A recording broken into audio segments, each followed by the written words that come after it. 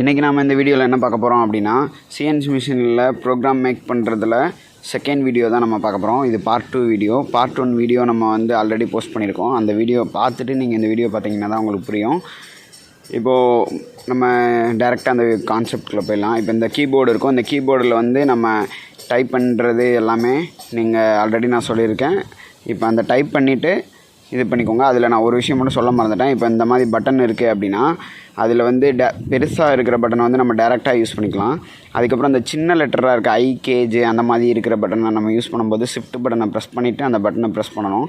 அப்படி ஷிஃப்ட் பட்டனை ப்ரெஸ் பண்ணிவிட்டு நம்ம அந்த பட்டனை ப்ரெஸ் பண்ணோம் அப்படின்னா அந்த சின்ன லெட்டர்ஸ் எல்லாமே டைப் ஆகும். அதுக்கப்புறம் எண்ட் ஆஃப் பிளாக் இன்புட் இந்த ஆப்ஷன்ஸ் எல்லாமே இருக்கும். இது எல்லாத்தையுமே யூஸ் பண்ணி நம்ம ப்ரோக்ராம் டைப் பண்ணி வைக்கணும். இப்போது நம்ம ஆல்ரெடி இது வரைக்கும் டூல் நம்பர், அதுக்கப்புறம் ஆர்பிஎம், அதுக்கப்புறம் G0 வரைக்கும் இது வரைக்கும் நம்ம பார்த்துட்டோம். இதுக்கு முன்னாடி இந்த வீடியோவில் அந்த வீடியோ நான் டிஸ்கிரிப்ஷனில் லிங்க்கு கொடுக்குறேன். அதில் போய் நீங்கள் பார்க்கலன்னா ஒரு டைம் பார்த்துக்கோங்க. இப்போது நம்ம இஜெட் ரீடிங், எக்ஸ் ரீடிங் இது வரைக்கும் நம்ம பார்த்துட்டோம். இப்போ G1 தான் நம்ம இந்த வீடியோவில் நம்ம பார்க்க போகிறோம்.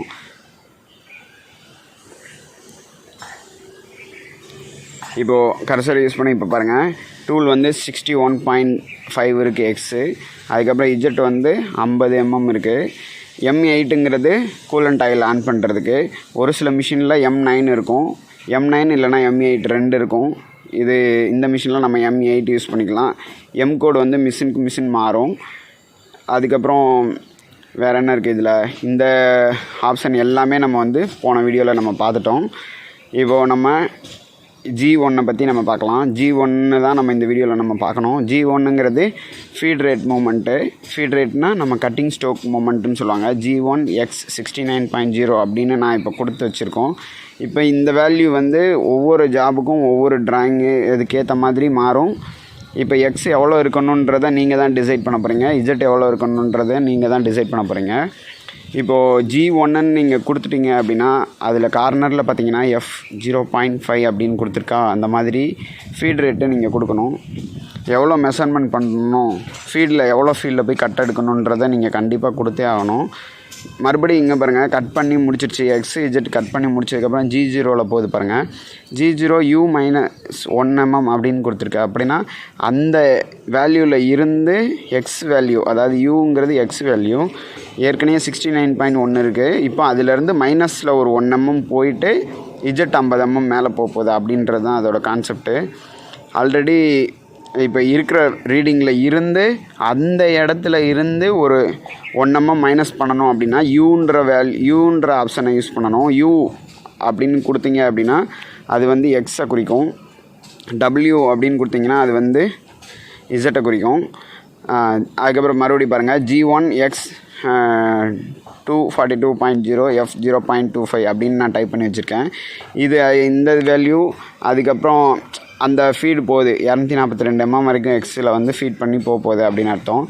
இது இஜெட்டோட ரீடிங். நம்ம மேலே ஒரு G1ன்னு கொடுத்துட்டு அடுத்த லைன் நம்ம G1ன்னு கொடுக்காட்டினா கூட அது G1ல் தான் போகும்.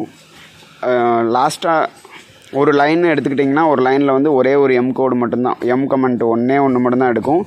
அதுவும் கடைசியாக நீங்கள் கொடுத்துருக்க வேல்யூவை தான் அது மிஷின் எடுத்துக்கும். இப்போ ஒரே லைனில் 2 M லைன் இருந்துச்சுனாலும் M கோடு இப்போ M5 M6 அப்படின்னு நம்ம 2 இடத்துல கொடுத்துருந்தாலும் அது கடைசியாக நீங்கள் கொடுத்த வேல்யூவை தான் எடுத்துக்கும்.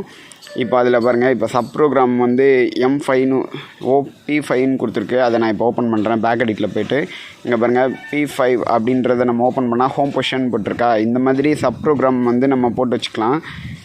G28 W0.M9 G28 U0 அப்படின்னு நம்ம கொடுத்துருக்கோம். இந்த வேல்யூ எல்லாத்தையுமே நம்ம கடைசி M19 போட்டோம் அப்படின்னா திருப்பி ஜம்ப் ஆகி அந்த பழைய ப்ரோக்ராமுக்கே போயிடும்.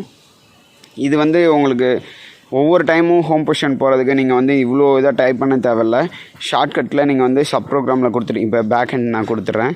இப்போ இந்த சப் ப்ரோக்ராமில் M98 அப்படின்னு கொடுத்துருக்கலாம். இந்த இடத்துல P6 அப்படின்னு நம்ம கொடுத்துருக்கோம் அப்படின்னா அந்த ப்ரோக்ராம் 6ல் நீங்கள் ஒரு டைம் நீங்கள் டைப் பண்ணி வச்சுட்டு இந்த இடத்துல M98 P6 அப்படின்னு மட்டும் கொடுத்தீங்கனாலே அது அந்த இடத்துக்கு போய் படிச்சுட்டு திருப்பி அடுத்தடுத்த லைனில் வந்துட்டுருக்கும்.